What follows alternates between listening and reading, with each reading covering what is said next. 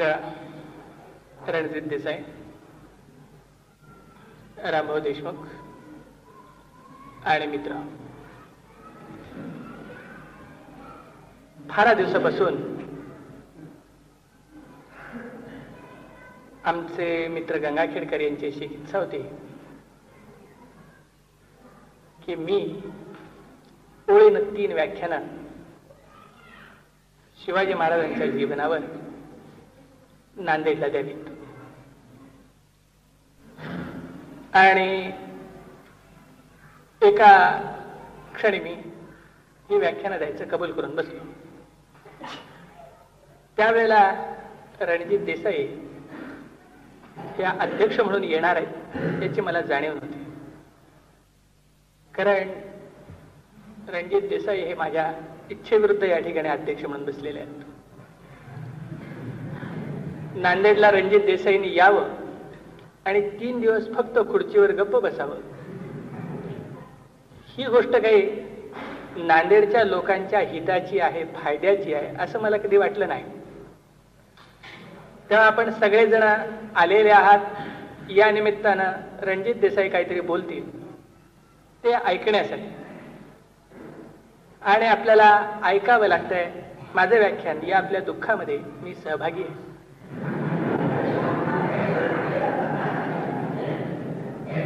आपण या गोष्टीच्या खात्री बाळगावी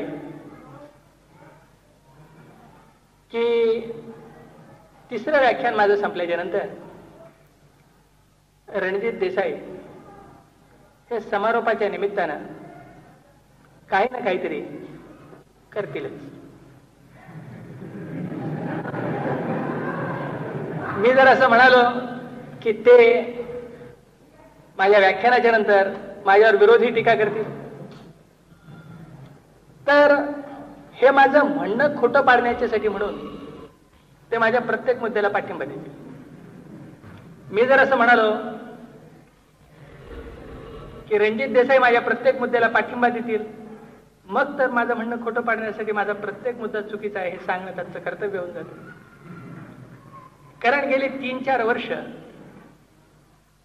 शिवाजीच्या जीवनावर लिहिलेल्या एका महान कादंबरीच्या संदर्भात शिवाजी महाराजांच्या विषयी फार मोठ्या प्रमाणात अभ्यास रणजित देसाईंना करावा लागलेला आहे. आणि इतिहासाच्या अभ्यासाचं एक सगळ्यात महत्वाचं वैशिष्ट्य असं असतं की इतिहास शास्त्राची प्रतिज्ञा पुराव्याला अनुसरून मी खरं बोलेन ही आहे. इतिहासकाराची प्रतिज्ञा दुसरे जे काही कोणी बोलतील त्यांच्याविषयी मी वेगळं बोलेन ही आहे. तर रणजित देसाई आता हळूहळू इतिहासकार होण्याच्या नादामध्ये आहेत. त्या मी जर असं सांगितलं की हे अमुक असं आहे तर त्यांना पहिली लहर येणार ते तसं नाही म्हणून सांगण्याची, हे मी गृहीत धरलेलं आहे. कारण सगळ्याच इतिहासकारांनी शिवाजी महाराजांच्या बाबत प्रत्येक गोष्ट वादग्रस्त करून टाकलेली. अगदी शिवाजी महाराजांच्या जन्मतिथीपासून वाद चालू आहे आणि हे वाद इतिहासामध्ये असणारा जो पुरावा आहे हा पुरावा काही संदिग्ध आहे. दोन्ही बाजूनं या पुराव्याचा अर्थ लावता येतो, अर्थ करता येतो म्हणून निर्माण झालेले आहेत अशातला भाग नाही.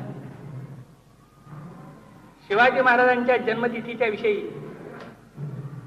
जे फार मोठ्या प्रमाणात वाद चालू आहे त्या वादाचं सगळ्यात महत्वाचं कारण जर असेल तर इतिहासानं उपलब्ध करून दिलेल्या पुराव्यातले मतभेद हा नाही, तर जे स्वतःला इतिहासकार म्हणवतात त्यांच्या व्यक्तिविशिष्ट अहंता आहे त्याचं कारण आहे.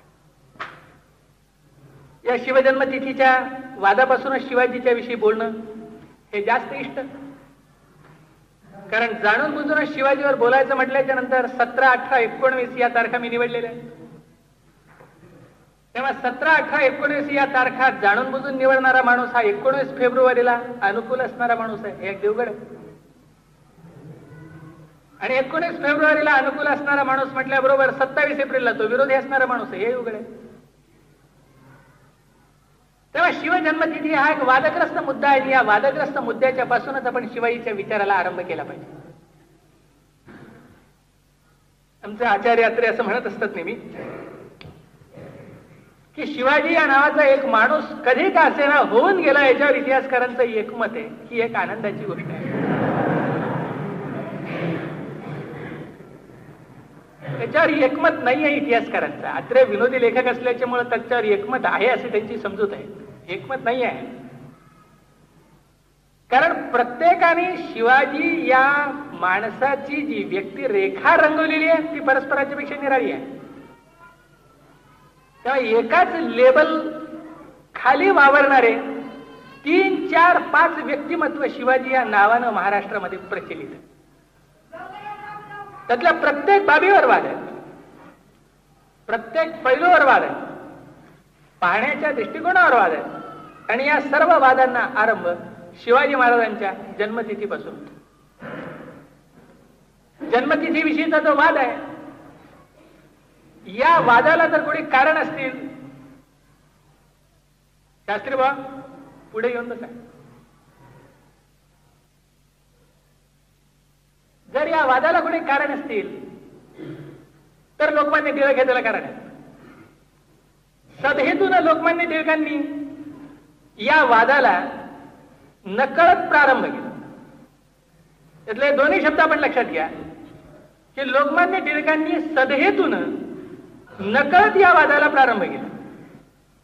हेतू चांगला होता त्यांचा आणि वादाला प्रारंभ होईल असं काही त्यांना वाटलं नाही. नकळत वादाला प्रारंभ झाला.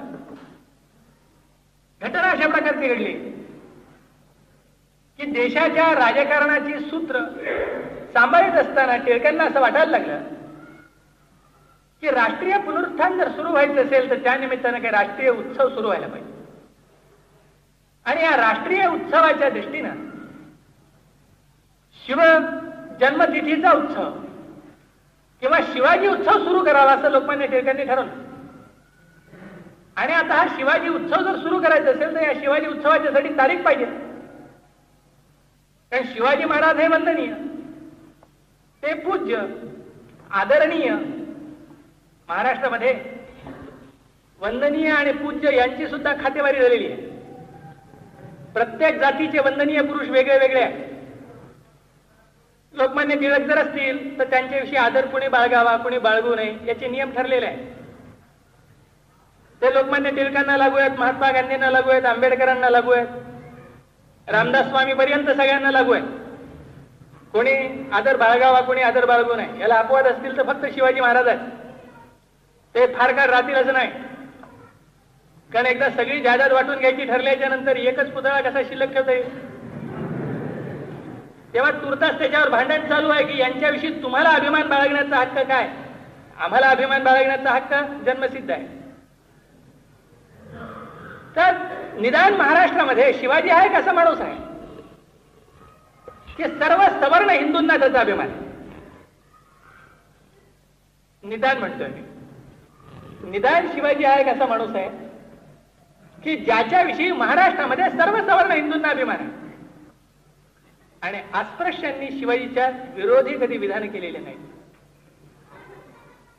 मुसलमानांचा प्रश्न आपण बाजूला सोडून देऊ. तेव्हा शिवाजी महाराजांचं जर साह्य राष्ट्रीय पुनरुत्थान होत असेल तर ते घ्यावं. पण ते घ्यायचं असेल तर शिवाजीचा उत्सव सुरू कसा करणार. ज्या काळात लोकमान्य टिळकांनी हा सगळा उद्योग सुरू केलेला आहे 1895च्या सुमाराला, त्या काळामध्ये शिवाजी महाराजांच्या ऐतिहासिक संशोधनाची बहुतेक सगळी महत्वाची साधनं अजून अज्ञात होती. अजूनही ऐतिहासिक पत्रव्यवहार फारसा उजेडात आलेला नव्हता. इतिहासाचार्य राजवाडे यांनी प्रवर्तित केलेलं कागदपत्राचं युग नुकतंच सुरू झालेलं होतं. ते काय अजून वैभवाला येऊन पोहोचलेलं नव्हतं. शिवाजी महाराजांच्या जीवनाशी निगडीत असणाऱ्या ज्या महत्वाच्या अशा साधन साहित्याच्या याद्या त्या अजून हाताशी लागलेल्या नव्हत्या. अशा अवस्थेमध्ये मल्हार रामराव चिटणीसाची जी बखर होती, एवढी एकच बखर शिवाजी महाराजांच्या जन्मतिथीचा पुरावा म्हणून डोळ्यासमोर होती. मल्हार रामराव चिटणीस याच्या बकरीची जेवढी हस्तलिखित सापडत असत, प्रत्येक हस्तलिखितामध्ये स्वतंत्र तिथी असेल. प्रत्येक ठिकाणी स्वतंत्र असल्याच्यामुळे काय घ्यावं हे लोकमान्य टिळकांना नक्की ठरवता येईना. सगळ्या बकरींच्या जेवढ्या हस्तलिखित प्रती होत्या त्यात एक गोष्ट नक्की होती की शिवाजीचा जन्म शक्य 1549 ला झाला, म्हणजे इसवी सन 1627 ला झाला. तर लोकमान्य टिळक म्हणाले सर्व हस्तलिखिताचं यावर एकमत आहे, म्हणून शक्य 1649 आपण गृहीत धरून चालू. सगळ्यांचं वैशाख महिन्यावर एकमत होतं,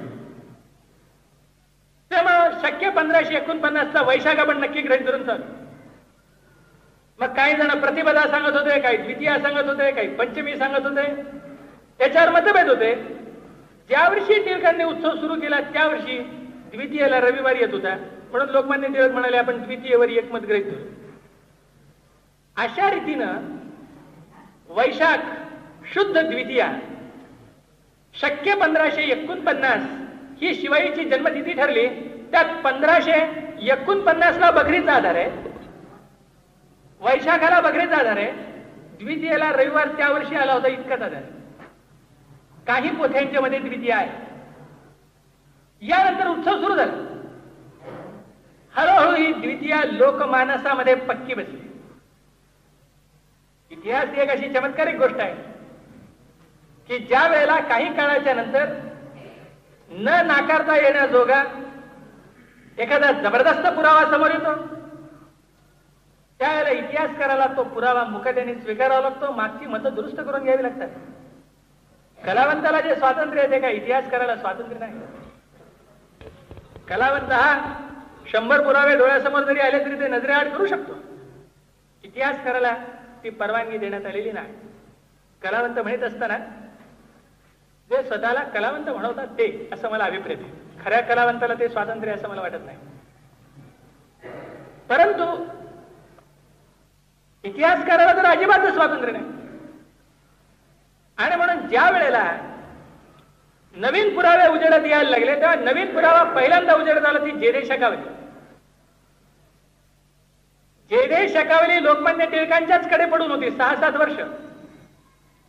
लोकमान्य टिळकांना ती शोधून काढायला तपासायला वेळ मिळालाच नाही. शेवटी मंडालेच्या तुरुंगातून लोकमान्य टिळक सुटून आल्याच्या नंतर टिळकांनी ही जेधे शकावली उचलली आणि इतिहास संशोधन मंडळाच्या हवाली केली. या जेधे शकावली तसं लिहिलेलं आहे की शिवनेरीवर शिवाजी महाराजांचा जन्म फाल्गुन वद्य तृतीया शक्य 1551 ला झाला. हे फाल्गुन वद्य तृतीया शक्य 1551 असं जेधे शकावलीचं म्हणणं. आणि वैशाख शुद्ध द्वितीया किंवा वैशाख शुद्ध द्वितीया असो की पंचमी असो, वैशाख शुद्ध शक्य 1549 हे मल्हार रामराव चिटणीसांचं म्हणणं.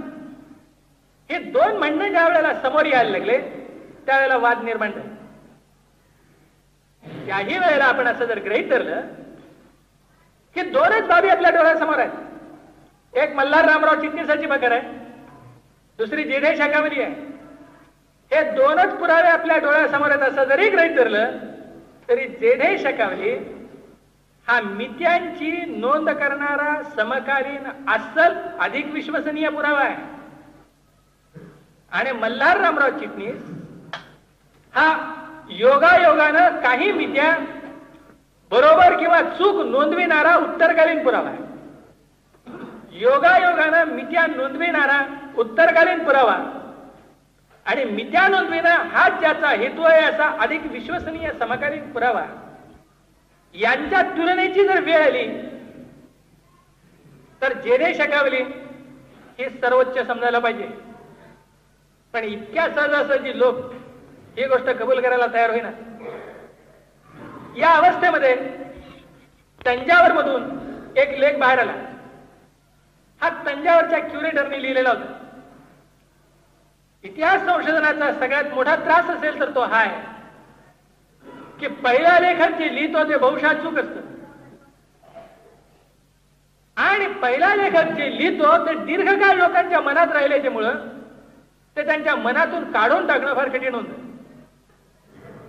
हा जो पहिला लेख लिहिला गेलेला, या पहिल्या लेखामध्ये असं सांगितलेलं आहे की तंजावरला वृद्धेश्वरचा एक शिलालेख आहे, जो बृहदीश्वराचा शिलालेख म्हणून ओळखला जातो. या शिलालेखामध्ये शिवाजी महाराजांची जन्मतिथी शक्य 1551 फाल्गुन वद्य तृतीया सांगितलेली आहे. या शिलालेखाच्या आधारे कोणी परमानंद नावाच्या कवीनं शिवाजीचं एक चरित्र लिहिलेलं आहे. हा जो परमानंद आहे, या परमानंदानं सुद्धा वृद्धेश्वराच्या शिलालेखातली ही तिथी स्वीकारलेली दिसते. आता बघा, क्युरेटरच्या म्हणण्याचा ताप काय तो. वृद्धेश्वरचा शिलालेख आहे शक्य इसवी सन 1803 मधला. मल्हाररामराव चिटणीसाचा काळ आहे इसवी सन 1810च्या सुमारासचा. इसवी सन 1810 आणि 1803 दोघे उत्तरकालीन, पण त्यातल्या त्यात एक उत्तरकालीन महाराष्ट्रातला, दुसरा उत्तरकालीन महाराष्ट्राच्या बाहेरचा. तेव्हा या दोन उत्तरकालीनांच्या मध्ये महाराष्ट्रातला प्रमाण. वृद्धेश्वरच्या शिलालेखाचा अनुवाद करणारा परमानंद, म्हणून परमानंदाला स्वतंत्र पुरावा या नात्याला किंमतच नाही. इथून इतिहास संशोधनाला आरंभ झाला आणि नंतर असं लक्षात आलं की हा परमानंदाचा जो ग्रंथ आहे, या परमानंदाचा ग्रंथ वृद्धेश्वराच्या शिलालेखावरून आलेला नाही, परमानंदाच्या ग्रंथावरून वृद्धेश्वराचा शिलालेख आलेला आहे. आणि म्हणून परमानंद हा जुना ठरला. पण कितीही जुना ठरला तरी तंजावरचा, तंजावरला त्याला काय माहिती असणार. अधिक संशोधनांनी असं लक्षात आलं की हा परमानंद नेवासाचा राहणारा. त्यामुळे परमानंद हा मल्हाररामराव चिटणीसापेक्षा जुनाही ठरला आणि महाराष्ट्रातलाही ठरला. म्हणून परमानंदाचं महत्व वाढलं. मग परमानंदाचं पुस्तक चिकित्सकरित्या संपादित करण्यात आलं. चिकित्सक संपादने करीत असताना असं लक्षात आलं की हा परमानंद शिवाजीला समकालीन. अधिक संशोधनांनी असं लक्षात आलं की हा नुसता शिवाजीला समकालीन नाही, हा शिवाजीच्या जवळ वावरणारा, शिवाजीच्या खास विश्वासातला. आणि सगळ्यात शेवटी दत्तोबंत आपटेंकडे लक्ष वेधलं की यांनी आपलं काव्य शिवाजीच्या दरबारात बसून शिवाजीच्या आज्ञेनं लिहिलं आणि हा परमानंद शिवाजीच्या पूर्वी मरून गेला. म्हणजे शिवाजीची जी जन्मतिथी परमानंद लिहितोय, त्या जन्मतिथीचं वैशिष्ट्य काय की ही जन्मतिथी शिवाजी जिवंत असताना शिवाजीच्या दरबारात एका कवीनं शिवाजीच्या डोळ्यासमोर नोंदवलेली तिथी आहे. ही तिथी नोंदवणारा माणूस मरून गेला, शिवाजी अजून जिवंत होता, त्याने हा ग्रंथ प्रोटेक्ट केलेला आहे, संरक्षित केलेला आहे. त्यानंतर त्याच्या वंशजांनी संरक्षित केलेला आहे. या ग्रंथामध्ये जी तिथी नोंदवलेली आहे ते फाल्गुन वद्य द्वितीया शक्य 1551 ही तिथी आहे. परमानंदाने फाल्गुन वद्य द्वितीया शक्य 1551 ही तिथी नोंदवल्याच्यामुळं एक गोष्ट निकालात निघाली की शिवाजी महाराज स्वतःचा जन्म फाल्गुन वद्य तृतीया शक्य 1551 ला झाला असं मानत असत. म्हणजे 19 फेब्रुवारी 1630 ही जी शिवाजीची जन्मतिथी आहे ती परमानंदानेच दिलेली असं नव्हे, जेधे शकावलीनच दिलेली असं नव्हे, तर स्वतः शिवाजी महाराज सुद्धा आपला जन्म त्या स्थितीला झाला असं मानत असत. कारण त्यांच्या दरबारात ती स्थिती रूढ होती. पण नव्यानं काही इतिहास संशोधक असे सुरुवात झालेले आहेत की त्यांच्या मनात शंका आहे की शिवाजी जेव्हा जन्माला त्याला मोठा होता कुठं,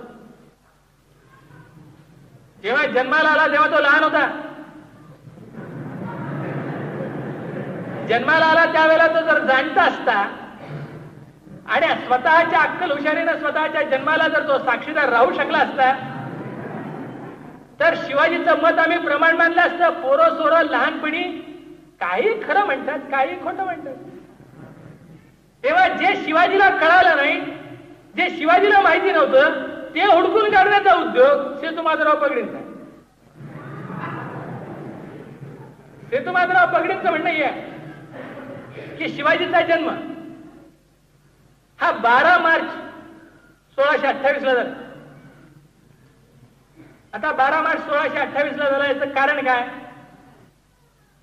कारण एकच की परमानंदाने असं लिहिलेलं आहे की ज्या वेळेला शिवाजी जन्माला आला त्यावेळेला शहाजी दर्याखानाशी लढत होता. दर्याखान 1628ला शहाजीशी लढत होता. त्यानंतर दर्याखान मरून गेला. तेव्हा ज्या अर्थी शहाजी शिवाजीच्या जन्माच्या वेळेला दर्याखानाशी लढत होता त्या अर्थी दर्याखानाच्या लढाईचा इसवी सन 1628 असला पाहिजे. पण परमानंद ज्या अर्थी शिवाजी फाल्गुनात जन्माला म्हणतो त्या अर्थी शिवाजी फाल्गुनात जन्माला असला पाहिजे. परमानंद तृतीया म्हणतो त्या अर्थी तृतीया असली पाहिजे. परमानंद तृतीया म्हणतो तृतीया बरोबर, मध्य तृतीया म्हणतो मध्य तृतीया बरोबर, फाल्गुन म्हणतो फाल्गुन बरोबर. फक्त परमानंद हुकला कुठं? शत सांगित असताना हुकला. शक्य 1551 म्हणतोय तो, त्याने 1550 म्हणायला पाहिजे, कारण दर्याखान जो आहे 1628ला मेला. हेतू माधवरावांची गफलत जर असेल तर ती या ठिकाणी आहे की शिवाजीच्या दरबारामध्ये बसून शिवाजीचं चरित्र लिहिणारा परमानंद शिवाजीवर प्रमाण मांडण्याच्या ऐवजी ते दर्याखानावर प्रमाण मांडायचे. आता आमचा सभासद आहे कृष्णाजी अनंत सभासद, हा छत्रपती शिवाजी महाराजांच्या दरबारामध्ये होता. हा शिवाजी महाराजांच्या दरबारामध्ये असणारा कृष्णाजी अनंत सभासद असं सांगतो त्या जन्माच्या वेळेला शहाजी दर्याखानाशी लढत होता की अजून कोणाशी लढत होता परमानंदाला काय माहित. लोक म्हणत होते दर्याखानाशी लढत होता, आणि दर्याखान अमक्यात इसवी सणात मेला हे तरी कशावरून? दर्याखान हा किती दिवसपर्यंत लढला आणि कोणत्या लढाईत वारला कोणाला माहिती आहे. काहीही जरी असलं तरी परमानंद दर्याखानावर प्रमाण, शिवाजीवर मात्र प्रमाण नव्हे. ही भूमिका म्हणजे शिवाजीच्या जन्माविषयी प्रमाण नव्हे, शिवाजीच्या जन्माची मिती दर्याखानाला विचारूनच ठरवली जाणार, शिवाजीला विचारून ठरवलं जाणार नाही. शिवाजी अप्रमाण, त्याचा बाप आहे हे तर अजिबात अप्रमाण, दरबारी मंडळी अप्रमाण. शिवाजीची जन्मतिथीचा प्रमाण पुरावा कोणता? दर्याखान. ही जी संशोधनाची पद्धत आहे त्या पद्धतीचा अर्थ फक्त इतकाच आहे, मीही काही मतं मांडू शकतो, मला काही मतं मांडता येत नाहीत की काय? आमचं एक वंदनीय संशोधक कैलासवासी शेजवलकर हे नेहमी एक गोष्ट सांगत होते. प्रसिद्ध इतिहास संशोधक नानासाहेब सरदेसाई हे आरंभापासून मरेपर्यंत 1627 वादी होते. एके दिवशी शेजवलकर त्यांच्याकडे गेले आणि म्हणाले, नानासाहेब, बाकीचा इतिहास संशोधनाचा वाद सोडून दे, तुमचं माझं जे स्नेहसंबंधाचं नातं, या स्नेहसंबंधाच्या नात्याच्या आधारे मला हे समजावून सांगा की हे 1627 चे पुरावे आहेत, हे 1630 चे पुरावे आहेत, याच्यातले समकालीन पुरावे कोणते आहेत? आपण मल्हार रामराव चिटणीस समकालीन मानता काय? सरदेसाई म्हणाले नाही. ठीक, आपण परमानंद समकालीन मानता की नाही? सरदेसाई म्हणाले मानतो. त्याला परमानंद 1630 सांगतो, समकालीन 1630 सांगतो, हे आपल्याला कबूल आहे की नाही? सरदेसाई म्हणाले कबूल आहे. मग ते म्हणाले जाहीररित्या 1630च्या तिथीला मान्यता का देत नाही आपण? ते म्हणाले तू वयाने लहान आहेस, तुला हे कळत नाही. बडोद्याला बसून मला अनंत यातना झालेल्या आहेत. या पुण्याच्या मंडळींची अशी समजूत आहे की वाद तेच लढू शकतात. आता रडा म्हणा, मी कधीच मान्यता देणार नाही.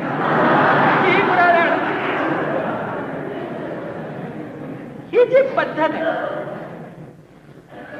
या पद्धतीला महाराष्ट्र शासनही दुर्दैवानं बळी पडले.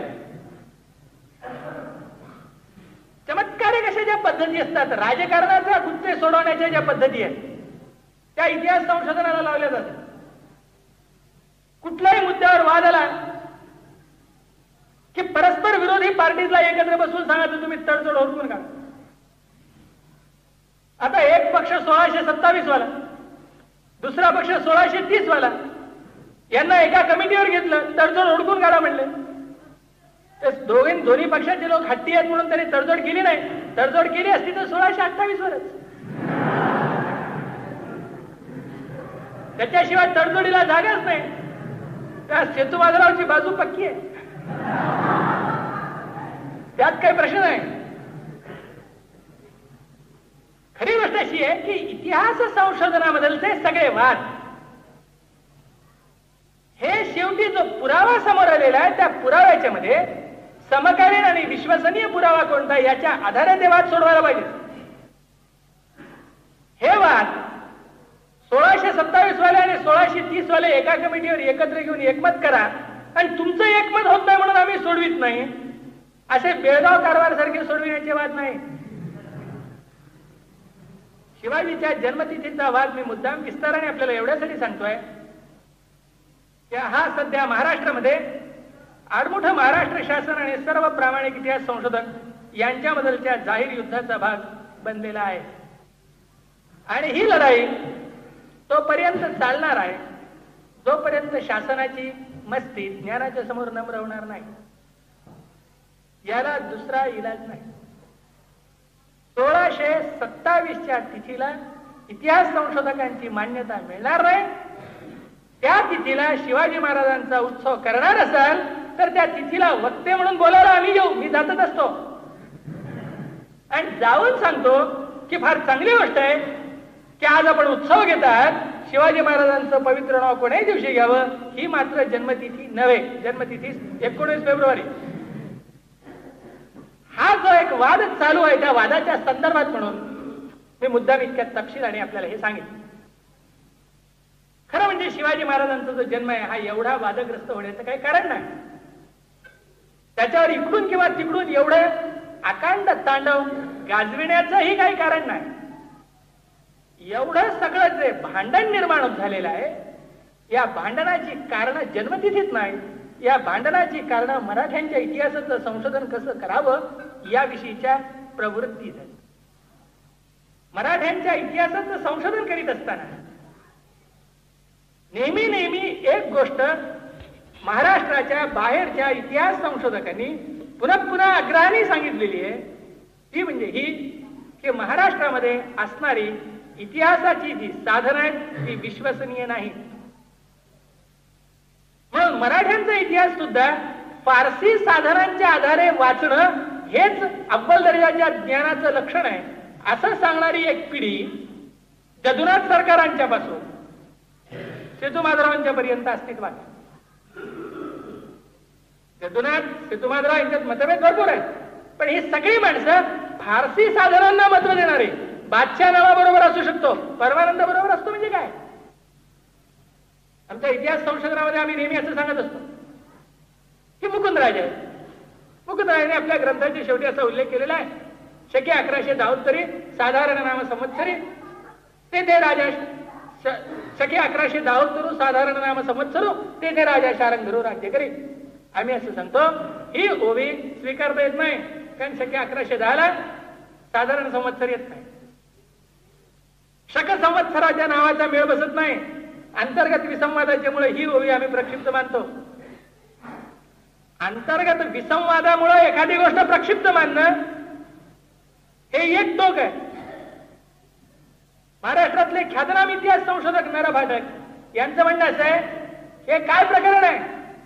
जयदेश शकावली फाल्गुन वद्य तृतीया, परमानंद फाल्गुन वद्य तृतीया, राजस्थानमध्ये सापडलेल्या कुंडल्या फाल्गुन वद्य तृतीया, सगळीकडे फाल्गुन वद्य तृतीया काय येते आहे या मागे काहीतरी बनावटपणाचा वास येतो. सगळ्यांची एकच स्थिती काय म्हणून येते आणि नुसती फाल्गुन वद्य तृतीया. प्रत्येक जण पुन्हा शक्य 1551 म्हणतो आणि फाल्गुन वद्य तृतीया शक्य 1551 शुक्रवार म्हणतो आणि बरोबर शुक्रवार येतो. ज्या अर्थी हे सगळं बरोबर यायला लागलेलं आहे इथं काहीतरी बनावट असलं पाहिजे. हे मी गंमत म्हणून सांगत नाही, सरकारी पुस्तकात लिहिलेलं आहे की ज्या अर्थी हे सगळं बरोबर येत आहे त्या अर्थी ते बनावट असलं पाहिजे. अंतर्गत विसंवाद असेल तर ते प्रक्षिप्त असलं पाहिजे. सगळं सुसंगत येत असेल तर बनावट असलं पाहिजे. या पातळीवर हा सगळा वाद चालू आहे आणि म्हणून महाराष्ट्राच्या इतिहासाच्या संदर्भात मराठ्यांच्या इतिहासाची महाराष्ट्रात सापडलेली जी अस्सल साधनं ही प्रमुख मानावी आणि महाराष्ट्राबाहेरची साधनं मराठ्यांच्या इतिहासापुरती अनुषंगिक मानावीत ही एक प्रवृत्ती. आणि सगळ्याच हिंदुस्थानच्या इतिहास संशोधनाच्या बाबत पोर्तुगीज, फ्रेंच, इंग्रज आणि फारसी म्हणजे पर्शियन, मुस्लिम साधनं ही प्रमाण मानावीत, तेवढं प्रामाण्य मराठी, मोडी, संस्कृत, हिंदी या साधनांना तेवढं प्रामाण्य देऊ नये. ही दुसरी प्रवृत्ती. या दोन प्रवृत्तींच्या मधलचा हा झगडा आहे.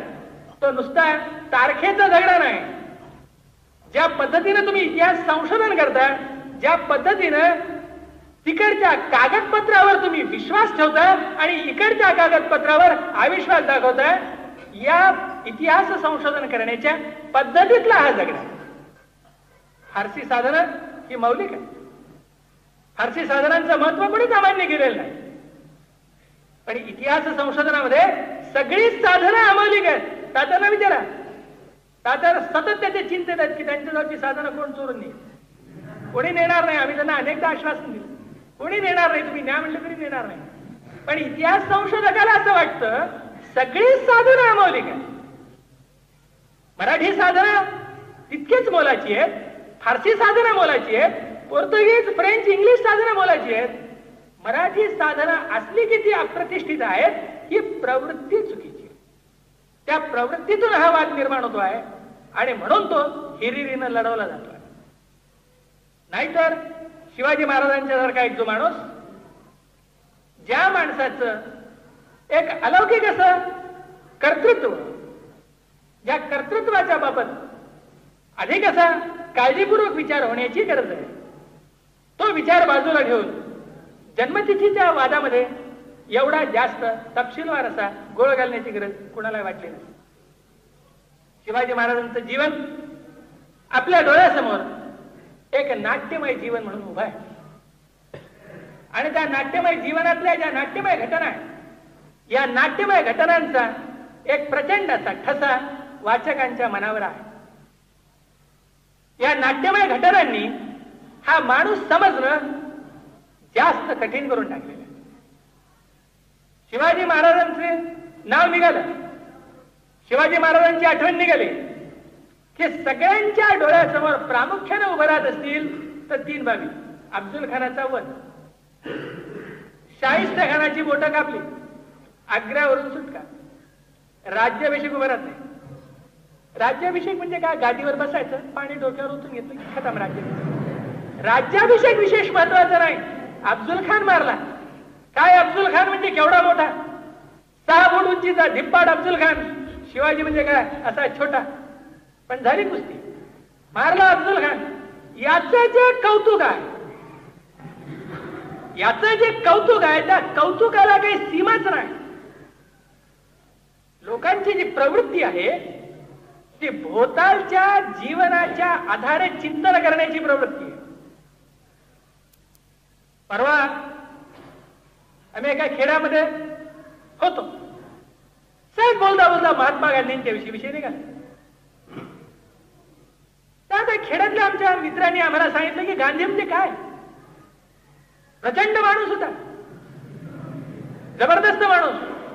हजारो नोकर होते घरी, नुसता नोटा छापायचे असे कारखाने चाललेले. इंग्रज सरकारला गरज पडली म्हणजे ते कधी नेहरूकडे येत असत, कधी गांधीकडे येत असत कर्ज मागण्याच्यासाठी.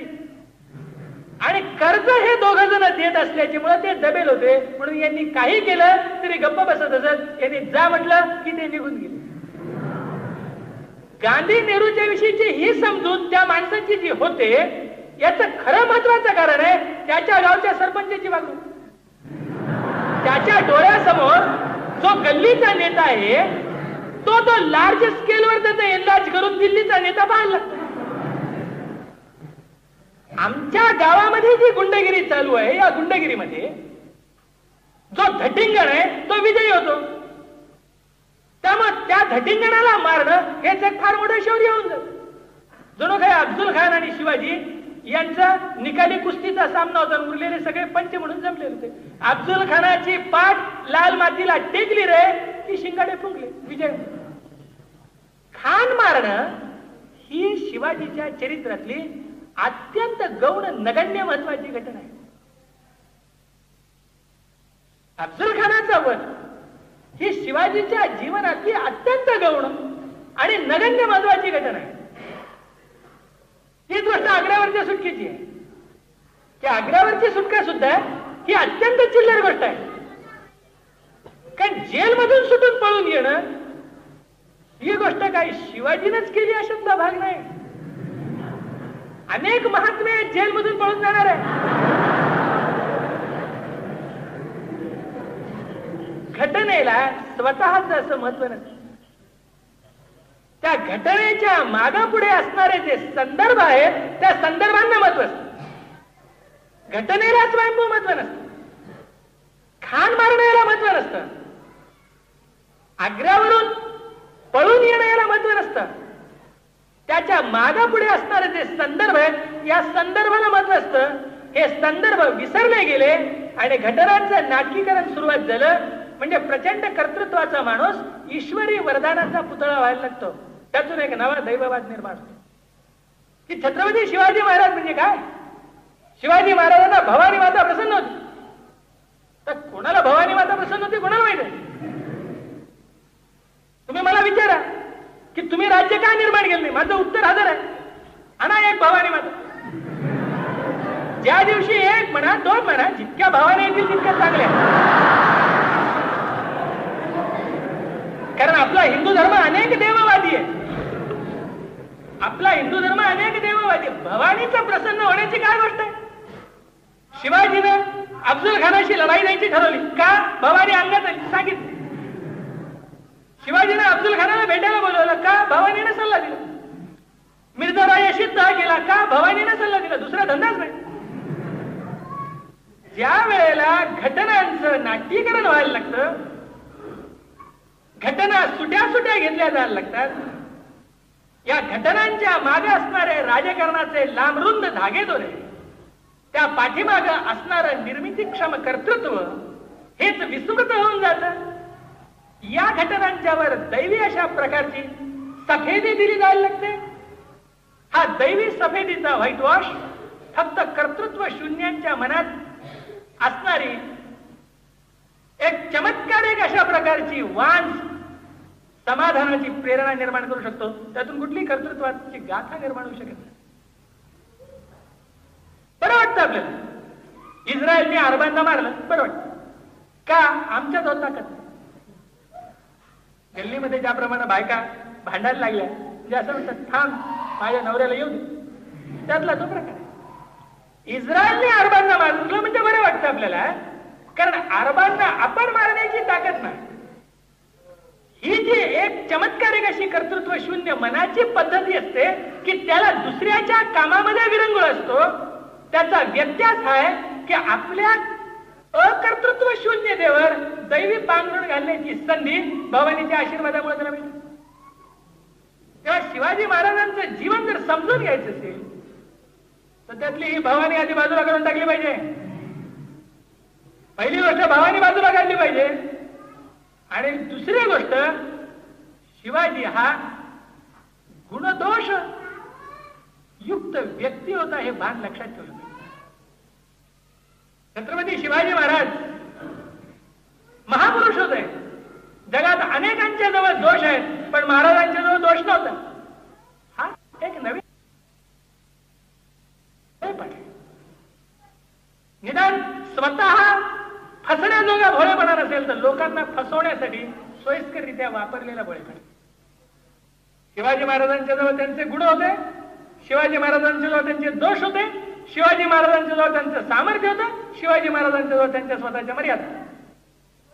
कोणताही महापुरुष जर तो इतिहासातला महापुरुष असेल, हाडामासाची कर्तृत्ववान व्यक्ती असेल तर ती दोषांच्या पासून अलिप्त राहू शकत नाही. तिचं कर्तृत्व मर्यादा असू शकत नाही. त्या कर्तृत्वाला मर्यादा असते. आणि मर्यादांच्या योगानं माणूस लहान होत नाही. मर्यादांच्या योगानं त्या माणसातलं माणूस पण शिल्लक राहतो. जर एखाद्या माणसाच्या जवळ काही मर्यादाच नसतील, मला पुराण कथांच्या मध्ये एकही पुराण कथा कधी आवडत नाही. वाचतो मी, वाचत नाही ह्यातलं वाईट, पण ती मला आवडत नाही. कारण पुराण कथांच्या मध्ये परमेश्वर हा सर्व शक्तिमान गृहीत धरल्याच्या नंतर कर्तुम अकर्तुम अन्यथा कर्तुम शक्ती परमेश्वराजवळ होती असं म्हटल्याच्या नंतर त्यांनी राक्षसाला मारलं, याच्यात काही पराक्रम केला असं वाटत नाही. ज्याच्याजवळ कर्तुम अकर्तुम अन्यथा कर्तुम शक्ती आहे त्यांनी एखाद्याला मारलं का आणि एखाद्याला जन्माला घातलं का? या दोन्ही गोष्टी कर्तृत्वाची कहाणी असं वाटत नाही, लीला कौतुक असं वाटायला लागतं. आणि पौराणिकांचं म्हणणंच आहे ते लीला कौतुक आहे सगळं. हे जे लीला कौतुक आहे हे जर बाजूला सारायचं असेल तर गुणदोषयुक्त माणसं हे गुणदोषयुक्त असण्यातच त्यांचं मोठेपण आहे हे आपण समजून घ्यायला पाहिजे. कारण शेवटी शिवाजी जरी झाला तेव्हा शिवाजी घोड्यावर बसूनच लढणार, विमानात बसून लढू शकत नाही. तो कमरेला तलवारच लटकवणार, मशीन गन लावू शकत नाही. शिवाजी हा जो आहे तो सूक्ष्मदर्शक यंत्र ठेवू शकत नाही, राडार यंत्रणा उभी करू शकत नाही. भवानी माता जरा प्रसन्न जरी झाली तरी ती भवानी तलवारच देणार, ऍटम बॉम्ब देत नसते. आणि शिवाजी केवढाही कर्तव्यगार माणूस जरी असला तरी जातीभेदांनी विस्कळीत झालेल्या हिंदू समाजाला हिंदुत्वाच्या अभिमानाने एकत्रित करून राज्य निर्माण करू शकत असतो. हिंदूंचा समाज एकसंध करू शकत नसतो. ही त्याच्या कर्तृत्वाची मर्यादा आहे. कारण शिवाजी हा समाजाचं रिओरिएंटेशन करू शकत नाही. जाती शिल्लकच राहत असतात, जातींच्या अहंता शिल्लक राहत असतात. त्यातून एक कर्तृत्वाची गाथा निर्माण झाली तर कर्तृत्वाच्या गाथेच्या निर्मितीबरोबरच तिच्या विनाशाची बीज सुद्धा तिथेच पेरली जात असतात. हे सगळं आपण लक्षात ठेवायला पाहिजे. हे विसरून जाऊनच आपण जर शिवाजीचा एक नवीन पुतळाच उभा करणार असू, एक नवीन त्याचा परमेश्वरच करणार असू, तो निवडणुकीमध्ये मत मागायला उपयोगी पडू शकेल, राष्ट्र घडवायला त्याचा काय उपयोग होणार हे आपण समजून घेतलं पाहिजे. आणि हे लक्षात घेऊन शिवाजीच्या जीवनाकडे आपण पाहायला लागतो.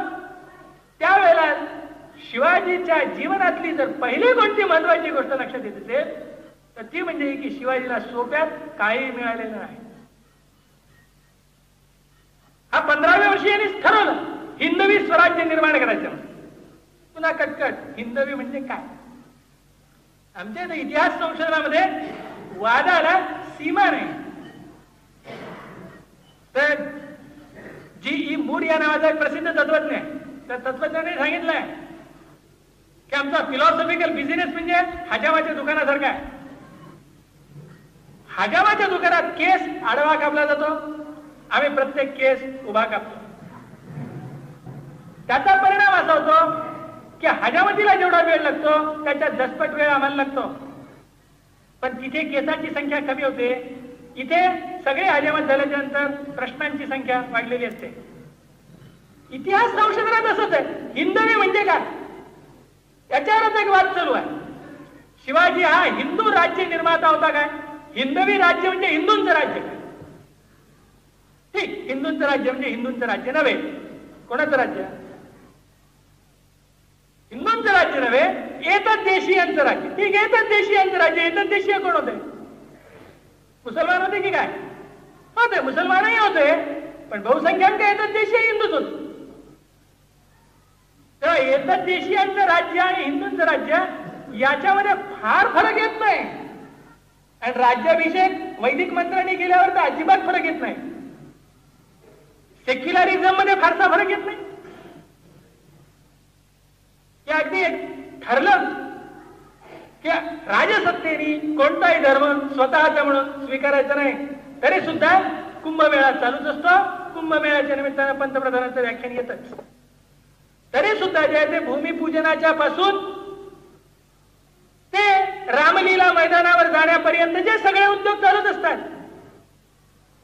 शेवटी एतद देशीयांचं राज्य म्हटल्याच्या नंतर एतद देशीयांच्या मध्ये जर बहुसंख्याक हिंदू असतील आणि जर राजा हा वेदमंत्रांनी अभिषिक्त होणार असेल, अगदी उघडच गोष्ट आहे की वेदमंत्रांनी अभिषिक्त होणारा एतद देशीयांचा राजा एतद देशीय हिंदू असते की हिंदू राजा होते? पुन्हा भांडण आहेत, शिवाजी गो ब्राह्मण प्रतिपालक होता की नव्हता. त्यांच्या दोन्ही बाबी सध्या थोड्याशा वादग्रस्त आहेत, गो आणि ब्राह्मण. म्हणजे एकीकडे शिवाजी म्हणायचं आणि दुसरीकडे ब्राह्मण प्रतिपालक म्हणायचं, याच्यात काहीतरी प्रचंड विसंगती आहे असं लोकांना वाटायला लागलेलं आहे. शिवाजीला गो ब्राह्मण प्रतिपालक झाल्याशिवाय गत्यंतर नाही. इलाजच नाही त्याचा. ही मर्यादा आहे शिवाजीची. कारण जर गादीवर बसण्याच्यासाठी तुला वेदमंत्राच्या अभिषेकाची गरज असेल, जर राज्याभिषेक करण्याच्यासाठी गागाभट्ट हवा असेल, जर वैदिक आशीर्वादाने राज्य सुरुवात होणार असेल, तर वैदिक आशीर्वादाने सुरुवात झालेलं जे राज्य आहे ते राज्य सुरू करणाऱ्या माणसांना वेद, ब्राह्मण, गायी आणि हिंदू धर्माच्या रक्षणाची प्रतिज्ञा करावीच लागते. गत्यंतरच नाही. हे विसरून आपण शिवाजीकडे पाहण्याचा अर्थ नाही. आणि म्हणून शिवाजीकडे जर पाहायचं असेल तर प्रवाहांच्या संदर्भात त्याच्याकडे पाहायला पाहिजे. कारण कोण्याही माणसाच्या जीवनाला दोन पातळीवरून पाहावं लागेल. थोडस काय कोपऱ्यातली मंडळी चुळबुळ करतात म्हणून मी थोडं थांबून स्पष्टीकरण करतो. गो ब्राह्मण प्रतिपालक म्हणजे काय? ब्राह्मण प्रतिपालक या शब्दाचा काय अर्थ आहे? हे ब्राह्मणांना अत्यंत भयानक नुकसानीच आहे ब्राह्मण प्रतिपालन. हे ब्राह्मणांच्या लक्षातच येत नाही. ब्राह्मणांची समजूत अशी झालेली आहे की ब्राह्मण प्रतिपालन म्हणजे ब्राह्मणांना नोकऱ्या देणं. ब्राह्मण प्रतिपालन याचा अर्थ एकाही ब्राह्मणाला नोकरी करू न देणं असा आहे. कारण ब्राह्मण हा वेदाचा अभ्यासक असला पाहिजे. हा वेदाचा अभ्यासक असणारा जो ब्राह्मण धार्मिक कृत्य करतो याच्या धर्मकृत्यांचं संरक्षण आणि त्याचा चरितार्थ चालविण्याची जबाबदारी, नोकऱ्या, व्यापार आणि जीवनाच्या सगळ्याच नाड्या आखून धरण्याची परवानगी म्हणजे ब्राह्मण प्रतिपालन नव्हे. म्हणून गोब्राह्मण प्रतिपालन हे आपल्याला फारसं फायद्याचं नाही. हे ब्राह्मणांनी लक्षात घ्यावं. नोकऱ्या जातील सगळ्याच्या. त्या आजच्या राज्यकर्त्यांनी ब्राह्मण प्रतिपालक व्हावा अशी आमची अजिबात इच्छा नाही. आमच्या नोकऱ्यांचे प्रतिपालक व्हा. जाऊ द्या, ब्राह्मणने गेलं तर गेलं. फारसं काय आमच्याजवळ शिल्लक नाहीच ब्राह्मण. गो ब्राह्मण प्रतिपालक याच्यामधील गो म्हणजे गाय नावाचं जनावर नव्हे, हे आपण लक्षात घेतलं पाहिजे. गो हे हिंदू धर्माच्या अभिमानाचं प्रतीक आहे. राष्ट्रध्वज हा चिन्हाचा कपडाच असतो. याच्या पलीकडे दुसरं काय नसतं. एक तांबडा कपडा असतो, एक हिरवा कपडा असतो, एक पांढरा कपडा असतो, शिवलेला असतो.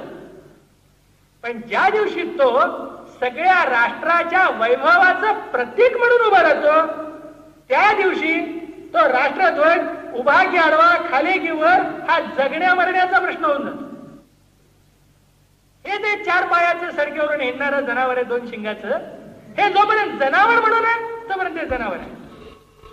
ज्या दिवशी ते हिंदूंच्या संपूर्ण पूज्यतेचं प्रतिनिधी होऊन जातं त्या क्षणी एक जनावराच्या पाठोपाठ 150 मानवी हत्या समर्थनीय मानल्या जायला लागतात. हे आपण लक्षात घेतलं पाहिजे. हे आपण लक्षात घेतलं पाहिजे की गायीला जनावर म्हणून महत्व नाही. ज्याला आपण गो ब्राह्मण प्रतिपालक म्हणतो त्या ठिकाणी वेद, गायी आणि ब्राह्मण हे तीन हिंदू धर्माची प्रतीक आहेत. गो ब्राह्मण प्रतिपालक याचा अर्थ हिंदू धर्म संरक्षक असा आहे. गो ब्राह्मण प्रतिपालक याचा अर्थ प्लॅन मध्ये 5 इयर प्लॅन, शिवाजीचे जे 5 इयर 3 इयर जे काही प्लॅन असतील, प्लॅन मध्ये अधिक पांजरपोळ उघडणे, अधिक ब्राह्मणांना नोकऱ्या देणे असं त्याने प्लॅनिंग घेतलं होतं काय, असा त्याचा अर्थ नाही. गो प्रतिपालन म्हणजे गायींना पोषित बसणे नव्हे. ब्राह्मण प्रतिपालन म्हणजे ब्राह्मणांना नोकऱ्या देणे नव्हे. गाय, वेद आणि ब्राह्मण हे हिंदू धर्माचे प्रतीक. या संदर्भात शिवाजीचं गो ब्राह्मण प्रतिपालकच आहे. म्हणून मी काय म्हणालो, जर शिवाजीला राजा होण्याच्यासाठी गागाभट्ट आवश्यक असेल, जर राजा होण्याच्यासाठी वैदिक मंत्र आवश्यक असतील, जर राजा होण्याच्यासाठी मुंज आवश्यक असेल, काय यातना त्या 40व्या वर्षी महाराजांची मुंज झाली. गागाभट्ट म्हणाले करा मुंज. मुंजी त्यामुळे नवीन आफत. सगळ्या बायका मुंजीच्या आधीच्या होत्या. आमच्या धर्मशास्त्रात मुंजीच्या आधीची बायको चालत नाही, म्हणून त्याच पैशी फेर लग्न. त्यातल्या काही मरून गेलेल्या होत्या. त्यामुळे ज्या जिवंत होत्या त्या बायका झाल्या, ज्या मरून गेलेल्या होत्या त्या पट्टराणी पदाला लायक असणाऱ्या बायका होऊ शकल्या नाही. एक ताप नाही त्याच्यामध्ये. अडचणीला काही जागा नाही आणि शिवाय 40 वर्ष बिनगुंजीची गेली याचं प्रायश्चित्त. तर हे सगळं करून काय होईना, पण शिवाजीनं एक राज्य निर्माण केलेलं आहे आणि म्हणून या राज्याच्याकडे एका प्रवाहाच्या संदर्भात पाहायला पाहिजे. व्यक्ती शिवाजीनं ते राज्य निर्माण केलं हे कर्तृत्व आहे. हे कर्तृत्व आहे तसा तो एक प्रवाह. प्रवाहाच्या संदर्भात आपण विचार करायला लागलो तर ज्या काळात शिवाजी राज्य निर्माण करतोय त्या काळामध्ये दोन प्रवाह अगदी उघड आहेत.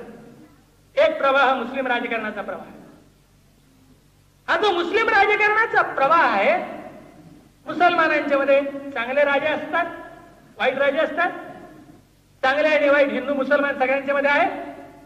मुसलमान असला म्हणजे वाईट असतो, हिंदू असला म्हणजे सज्जन असतो, असे काय गॅरंटी परमेश्वराने दिलेली नाही, आम्ही तर अजिबात दिलेली नाही. परंतु मुसलमान चांगला किंवा वाईट असणं ही निराळी गोष्ट आहे आणि मुस्लिम राज्य ही एक निराळी गोष्ट आहे. कारण मुस्लिम राज्य एक प्रतिज्ञा करूनच आलेलं आहे. ही जी प्रतिज्ञा आहे ती धार्मिक प्रतिज्ञा आहे सगळ्या जगाला मुसलमान करण्याची.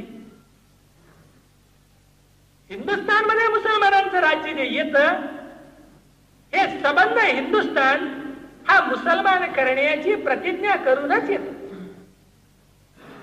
आणि या धार्मिक प्रतिज्ञेला वैयक्तिक स्वार्थाचे 1760 पदर जोडलेले आहेत. जे मध्ययुगीन जग आहे हे धर्मप्रधान जग.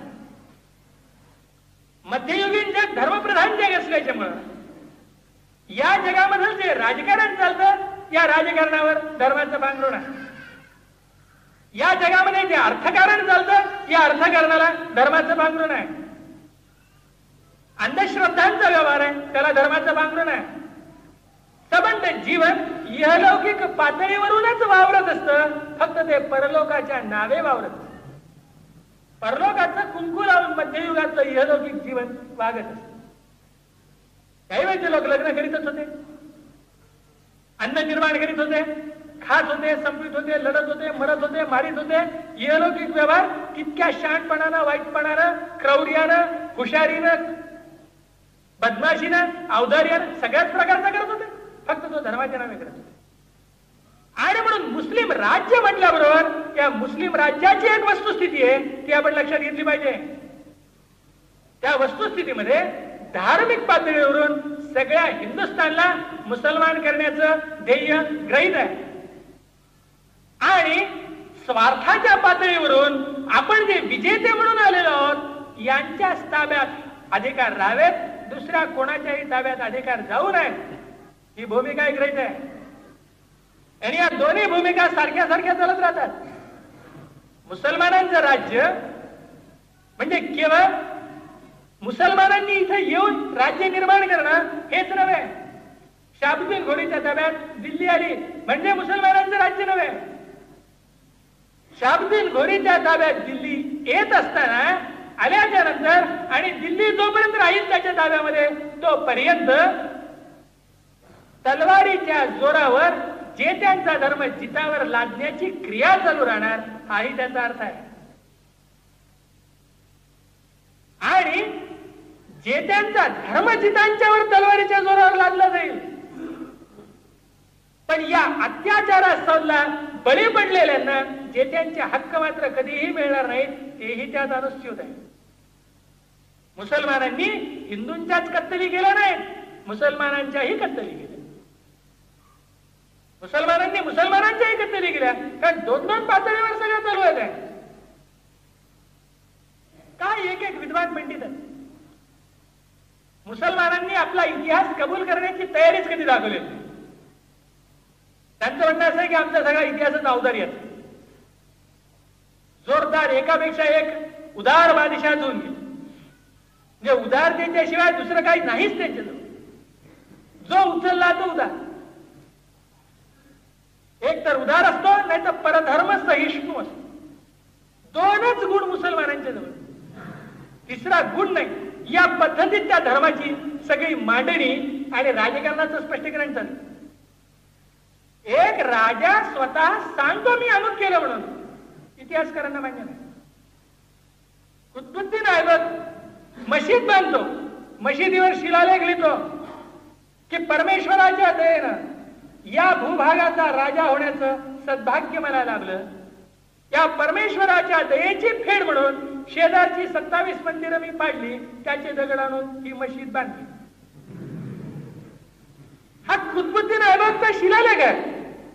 हा कुतुबुद्दीन ऐबक महान परधर्म सहिष्णू आणि अत्यंत उदारमतवादी होता असं मुसलमानांचं म्हणणं आहे. बरं, फार उदारमतवादी लोक नाहीत त्यांच्यामध्ये, ते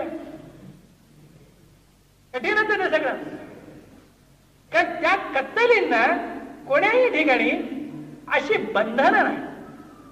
कारण लढाया चालू आहेत, लढाया चालू असल्याच्यामुळे कत्तली चालूच आहेत. तर जतींद्र मोहनांनी कत्तलींचा अंदाज केलेला आहे मुस्लिम रेकॉर्ड्सच्या आधारे. जतींद्र मोहन नावाचे इतिहासकार आहेत, बंगाली इतिहासकार, यांनी केवळ मुस्लिम इतिहासाच्या आधारे, केवळ मुस्लिम साधनाच्या आधारे मुसलमानांनी ज्या कत्तली कबूल केल्या आणि गौरवानं सांगितल्या आहेत आम्ही केल्या. आता उदाहरणार्थ एक बहमनी बादशाह आहे महम्मद शाह नावाचा. हा महम्मद शाह बहमनी जो आहे, हा महम्मद शाह बहमनी सांगतो मी विजयनगरला गेलो, हे विजयनगर शहर मी जिंकलं. या विजयनगर शहरामध्ये 1 लाख मूर्तीपूजकांना मी पकडून त्यांची कत्तल करून टाकली. त्यात 10,000 ब्राह्मण होते, याचा मला भयंकर आनंद होतो. उरलेल्या 3 लाखांना मी गुलाम करून आणलं. त्यात 48,000 सुंदर बाया आहेत. ही गोष्ट तर फारच धन्यतेची आहे. प्रभूच्या कृपेनं इस्लामचा हा विजय झाला. इस्लामचा विजय झाला असेल, त्यात काही वाद नाही. पण आता हे नाकबूल कसं करायचं? तो सांगतोय ना मी हे केलं म्हणून, तो असं सांगतोय मी हे केलं म्हणून. निदान जे तो सांगतोय इतकं तर कॅल्क्युलेट करा. जतींद्र मोहननी ते कॅल्क्युलेट करून सांगितलेलं आहे की एका 14व्या शतकामध्ये हिंदुस्थानची लोकसंख्या, हिंदुस्थानची जी लोकसंख्या आहे 14व्या शतकामध्ये 8.8 कोटीच्या आसपास असलेली दिसते. 8.85 कोटीच्या आसपास असलेली दिसते. एका 14व्या शतकात 8.25 कोटी लोकसंख्येच्या पैकी 12 लक्ष लोकांची कत्तल मुसलमानांनी आपल्या ग्रंथात अत्यंत आनंदानं ठिकठिकाणी नमूद केलेली आहे. इथे इतके मारले, इथे इतके मारले, इथे इतके मारले. या ज्या कत्तली आहेत, या कत्तली वंश संपवण्यासाठी नाही, हेही आपण समजून घेतलं पाहिजे. संबंध हिंदुस्थान हा माणसं मारून रिकामा करावा हा या कत्तलीचा हेतू नाही. तर या कत्तलीचा हेतू प्रतिकाराची मनाची हिंमतच समाप्त करून टाकावी, एवढी प्रचंड भीती निर्माण करणं हा या कत्तलींचा हेतू आहे. या कत्तलींच्या जोरावर काही लाख जर इस्लामला अनुयायी मिळाले तर ते हवे आहेत, आणि जे इस्लामला अनुयायी मिळत नाहीत तेही गुलाम म्हणून राबण्याच्यासाठी हवे आहेत. मात्र जे मुसलमान होतील त्यांना मुसलमान झाल्याच्यामुळं बरोबरीचे अधिकार मिळतील असा मूर्ख समज त्यांनी करून घेऊ नये. कारण बर्नीनं लिहूनच ठेवून दिलेलं आहे की जे तुर्क आहेत, जे अफगाण आहेत, जे पठाण आहेत, हे उच्चवंशीय तुर्क, अफगाण आणि पठाण हे जे नुकतेच मुसलमान झालेले कमजात लोक यांना आपल्या बरोबरीचं कसं समजतील? कारण हिंदुस्थानमध्ये आल्याच्या नंतर आमची वर्णव्यवस्था त्यांना लागू होत नाही असं थोडंच आहे. तिथलच्या वातावरणातच ते आहे आणि तिथलच्या वातावरणात ते तयार बसतात, दुसरं काहीच नाही. तर ही जी पद्धत आहे, जेत्यांनी जितांच्यावर तलवारीच्या जोरावर धर्म लादा, हे मुसलमानांचीच पद्धत आहे, अशातला भाग नाही. सर्व मध्ययुगाची पद्धत आहे. ख्रिश्चनांनी हेच केलंय, ज्यूंनी हेच केलंय, प्रोटेस्टंटांनी हेच केलंय, रोमन कॅथोलिकांनी हेच केलंय. फक्त ही हिंदूंची पद्धत नाही. कारण आमचे धर्ममार्तंड तिथं आग्रहाने सांगतात तू येतो म्हणला तरी येऊ देणार नाही. हा हौद असाच पाणी जात जात कोरडा होईल आणि अमर होऊन जाईल. पण येण्याची सोय नाही, धर्मशास्त्राच्या पुथीतच लिहिलेलं नाही. त्याला काय करायचं? म्हणून हिंदूंच्या मध्ये ती प्रथा नाही. बाकी इतर क्रौर्यपूर्ण व्यवहाराच्या प्रथा आहेतच. हे जे मुसलमानांचं राज्य, त्या मुसलमानांच्या राज्यामध्ये लोकांना मुसलमान करणं हा मुख्य हेतू नाही, हा गौण हेतू आहे. सांगण्याच्यासाठी हा मुख्य हेतू आहे. जाहीर भाषणाचा मुख्य हेतू आहे सगळ्यांना मुसलमान करायचं. पण अंतर्गत हेतू जर असेल, खरा हेतू, तर सगळ्यांना मुसलमान करण्याचा नाही, तर प्रचंड लोकसंख्येत असणारे बिगर मुसलमान आणि काही सक्तीनं बाटवलेले मुसलमान यांच्या गुलामीच्या जोरावर काही मुठभर सेना नायकांचं विलासी जीवन अबाधित ठेवणं हा त्याचा हेतू आहे. आणि म्हणून ही जी मुसलमानांची राजवट आहे, ही मुसलमानांची संपूर्ण राजवट ही आतापासून इथेपर्यंत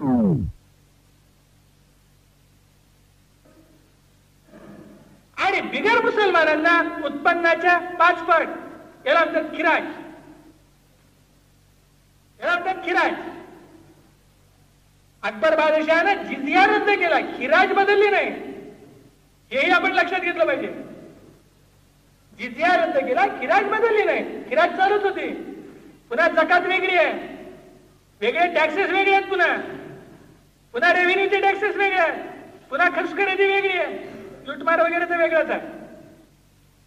ही जी कायमची विषमता, कायमचं शोषण, याच्या जोरावर सैन्यामध्ये असणारे जे तुर्क पठाण, मोगल हे तुर्कच, तुर्क पठाण आणि अफगाण यांच्या अप्रतिहत चाललेल्या शोषणाची एक धारा म्हणजे मुसलमानांचं राजकारण.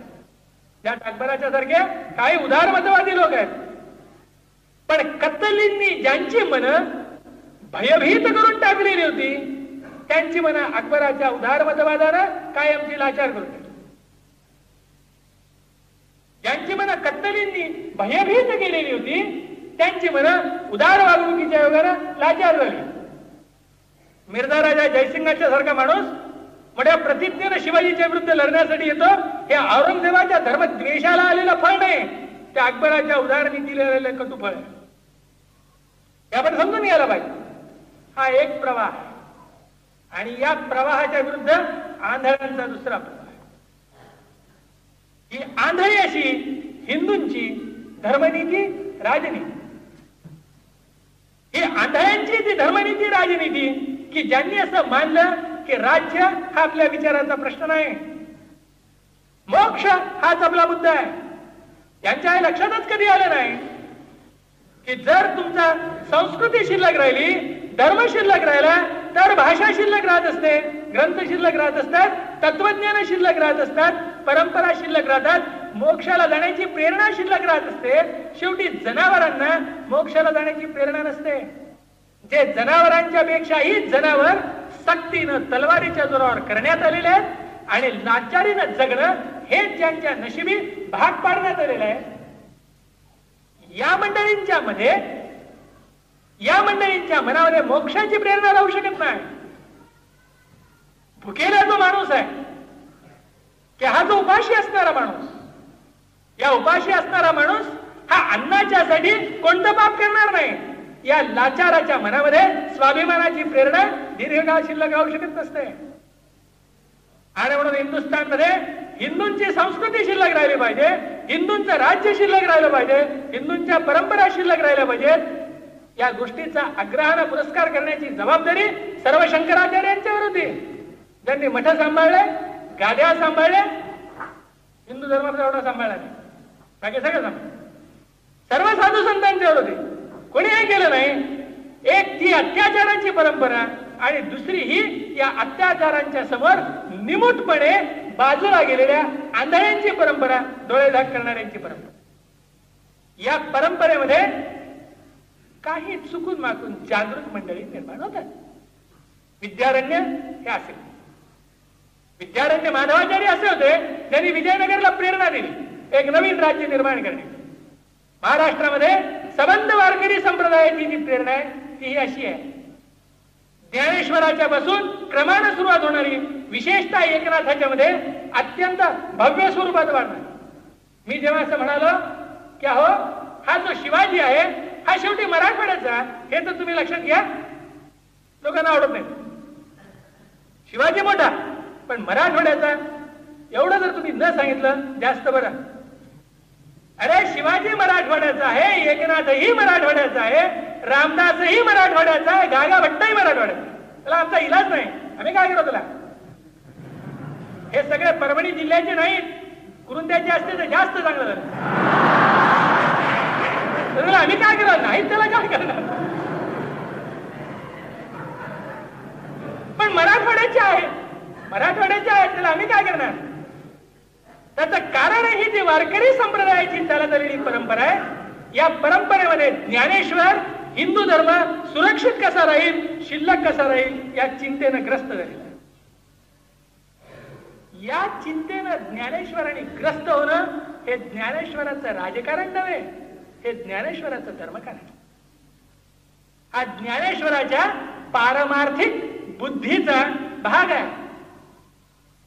शेवटी ज्याला आम्ही शंकराचार्य म्हणतो, हा शंकराचार्य केवळ उत्तर मीमांसेच्या मोक्ष तत्वज्ञानाचा पुरस्कर्ता उपदेष्टा नव्हे, हा श्रुतींचाही प्रतिपालक आहे, स्मृतींचाही प्रतिपालक,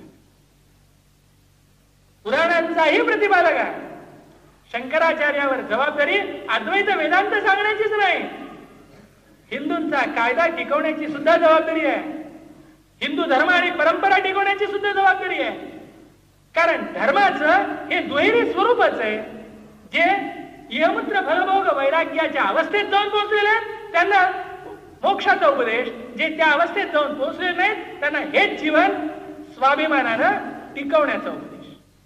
आणि म्हणून ज्ञानेश्वर ज्या वेळेला हिंदू धर्म हिंदू समाज टिकेल कसा या चिंतेनं ग्रस्त होतो, त्या दिवशी ज्ञानेश्वर असं सांगतो, देऊळ महत्वाचं नाही, श्रद्धा महत्वाची. देव फुटत नसतो, श्रद्धा फुटत असते. श्रद्धा जर फुटली नाही तर फुटला तो दगड, शिल्लक राहिला तो देव. हे ज्ञानेश्वर सांगतो. याचं कारण देऊळ सुरक्षित ठेवण्यासाठी लागणारी तलवार त्याच्या हातात नाही. ज्यांच्या हातात तलवारी आहे त्यांच्या मनगटांच्या पाठीमागे असणारं मन हे मेषपात्र झाले,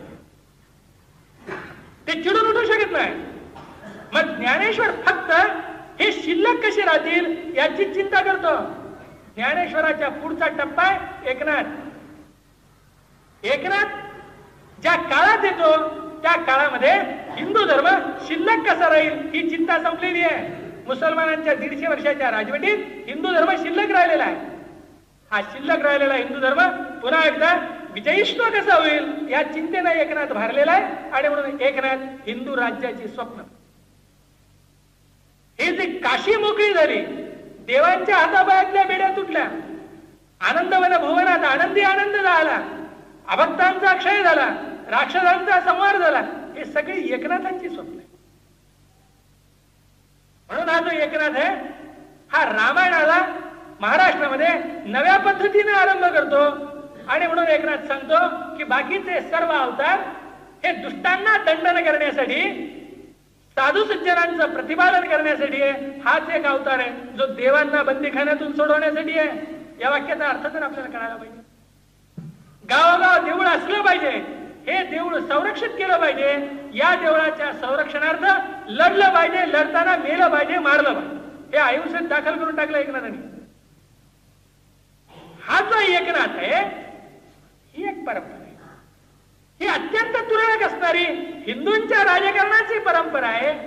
या परंपरेत चालू असणारा जे धर्मकारण आहे, या धर्मकारणाचा समकालातला प्रभावी आविष्कार रामदास आहे. आणि या धर्मकारणाने जे पुण्य एकत्रितरित्या संघटित केलेलं आहे त्या पुण्याचा राजकीय कर्तृत्वाचा आविष्कार हा शिवाजी. हे दोन असे समांतर प्रवाह आहेत. एक टिकण्यासाठी जिद्दीने धडपडणारा, पराभूत शतक होत असताना प्रचंड कत्तरी झाल्याच्या नंतर सुद्धा लढ्याची जिद्द अजून न विसरलेला, रक्ताचे पाठ वाहून सुद्धा पुन्हा पुन्हाचे पराभव पचवून लढतच राहिलेला असा एक प्रवाह आहे. ज्या प्रवाहाला विजयी कसं व्हावं याचे पहिले धडे शिवाजीने दिले.